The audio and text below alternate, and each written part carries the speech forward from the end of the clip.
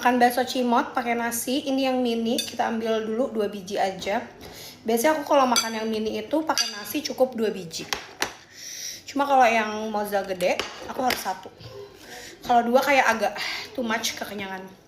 Pakein kecap biar makin endul. Met, ada yang nelfon elu. Makan pakai nasi, kita uwek-uwek. Terus ini sambelnya kita pletetin dulu ke sini. Nah, 1 bakso aja karena pedes, say. Gini. Udah. Ya kan, warnanya jadi agak cantik kan kalau pakai sambal, pakai kecap. Karena kalau enggak kayak pedes banget. Gak kuat gue juga. Bismillahirrahmanirrahim.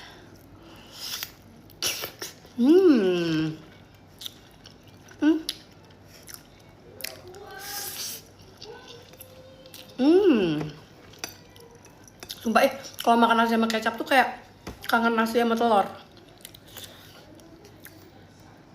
Kejunya.